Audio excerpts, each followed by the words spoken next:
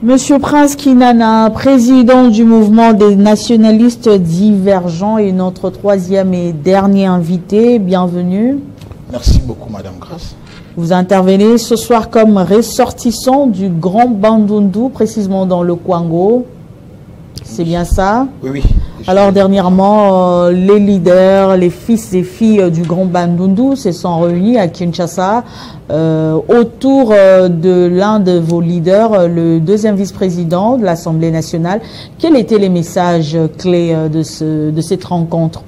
Merci beaucoup, Madame, pour l'invitation. Nous nous sommes réunis autour du patriarche Christophe Mbosso, notre leader incontesté, incontestable aussi, parce que nous devions aussi donner notre point de vue par rapport à cette guerre d'agression qui a tant duré. 30 ans, c'est déjà suffisant, qu'on est toujours en train de violer le maman, de tuer les enfants, les malades dans des hôpitaux. C'est toujours le Kivu, un État proxy qu'on appellerait le Rwanda, avec son leader sanguinaire qui excelle dans l'hégémonie expansionniste, qui a comme mission de pouvoir faire croître l'économie de son pays à partir de nos minéraux. C'est-à-dire venir tuer au Congo, déporter de peuple, mais il est allé plus loin. Il a commencé même à tuer les chefs coutumiers, ce qu'on appelle dans les grands Kivu les Miami. On devait quand même, nous, en tant que Congolais d'abord, parce que nous sommes un seul pays, on devait changer les narratifs, ne pas toujours dire la guerre dans l'Est, c'est la guerre dans l'Est.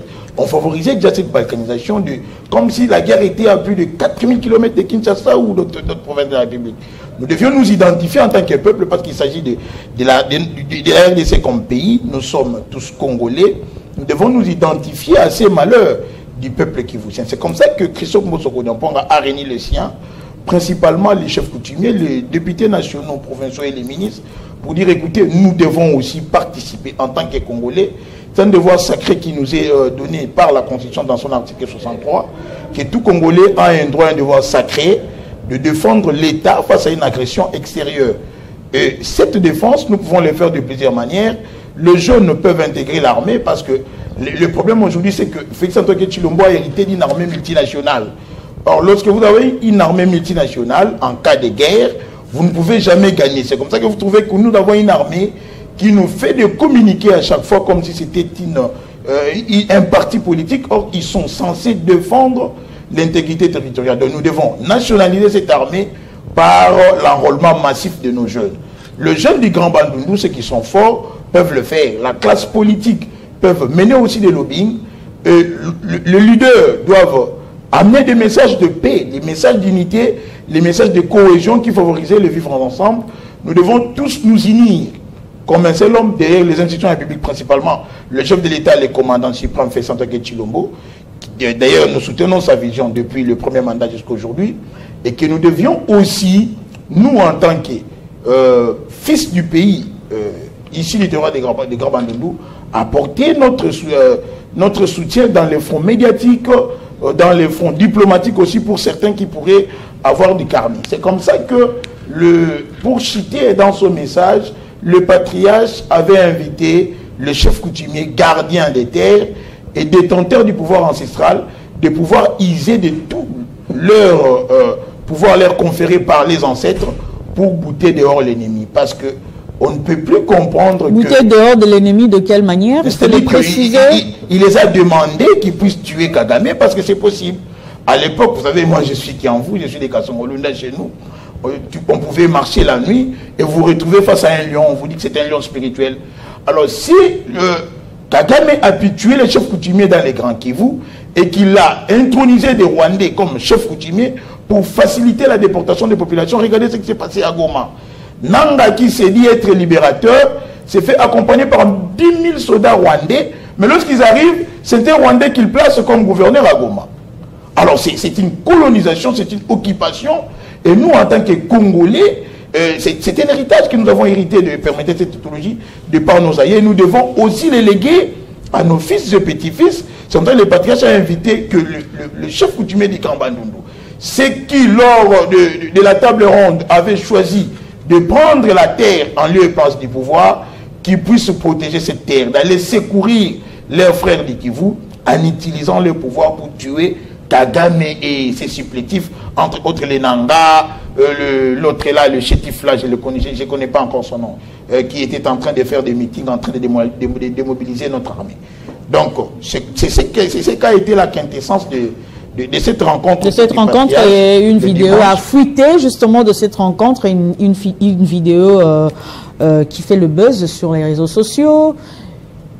Écoutez, l'ennemi sait très bien qu'un royaume divisé contre lui-même ne peut jamais subsister. L'ennemi... Le deuxième vice-président, qu'est-ce qu'il a dit exactement? Il parlait de Kagame ou de Kamere? Si les Congolais sont unis, ils ne seront jamais indivisibles. On dit souvent que l'oppresseur est plus puissant quand il a des complices parmi les opprimés. Le chef de l'État prêche à l'unité nationale. Et ils ont choisi très mal là où il fallait attaquer pour dénaturer les messages du patriarche.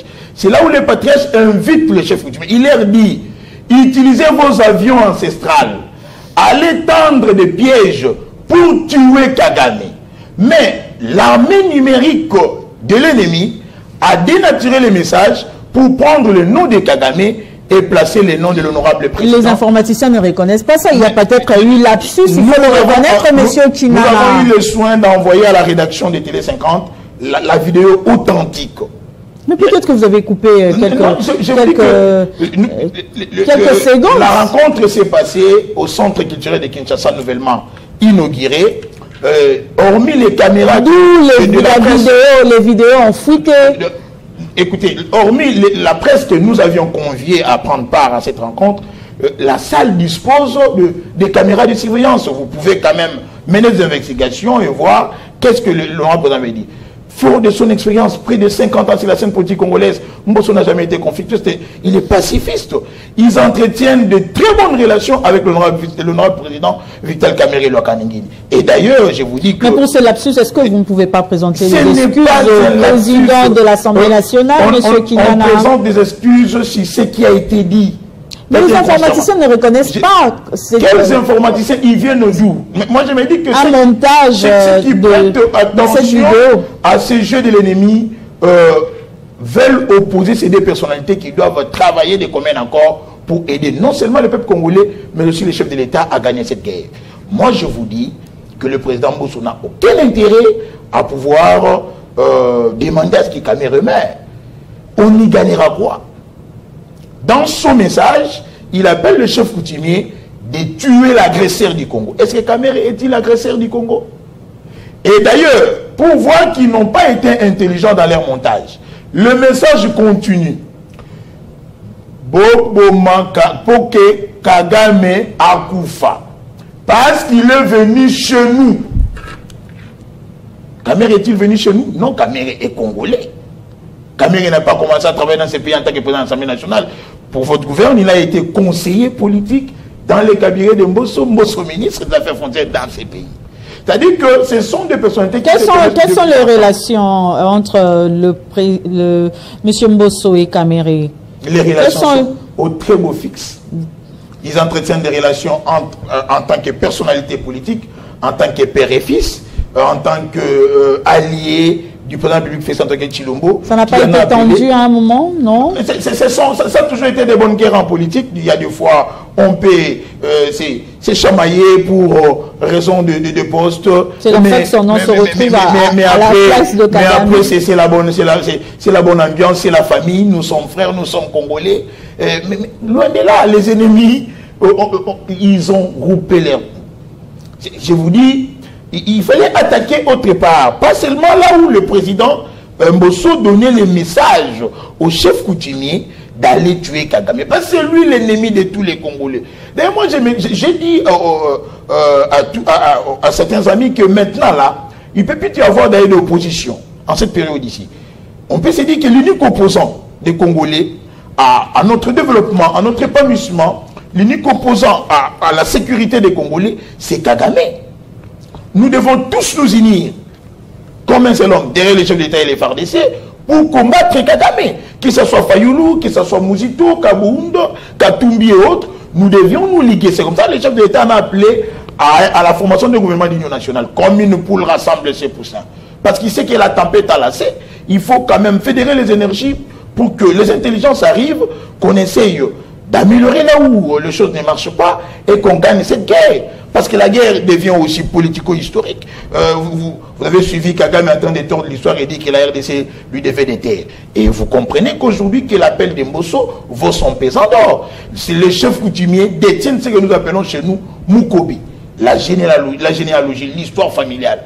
Si les Miami dans les Kivu sont tués, mais on peut quand même recourir aux chefs coutumiers du Maniema pour qu'ils nous disent l'histoire. Parce que demain, après-demain, comme ils sont en train de décimer les chefs coutumiers et leurs familles chefales, on risquerait de manquer de repères dans le nord et le sud Kivu. Vous voyez, vous retrouvez que vous pouvez avoir un chef coutumier rwandais des souches. C'est un danger. Votre dernier message existentielle. Pour chuter, M. Kinana. Nous disons aux Congolais que l'honorable deuxième vice-président Christophe Mbosso Kodiampong avait réuni le sien, c'est-à-dire les ressortissants du Grand Bandundu dimanche dernier, pour pouvoir leur dire que 30 ans étaient suffisants. Nous devions nous liguer comme un seul homme, derrière le chef de l'État et les FARDC, prêcher l'unité nationale, appeler les jeunes à la conscience, mais aussi à l'enrôlement massif dans l'armée. Et il a invité principalement les chefs coutumiers de pouvoir user de leur pouvoir ancestral afin de tuer Kagame, c'est possible. Et c'était ça le message, Madame. Merci d'avoir répondu à notre invitation, Monsieur Prince Kinana, président du mouvement des nationalistes divergents. C'est moi qui vous remercie, Madame. Merci à vous de nous avoir suivis. Ne nous quittez pas tout à l'heure. Vous allez suivre la grande édition du journal avec Nathalie Yoko.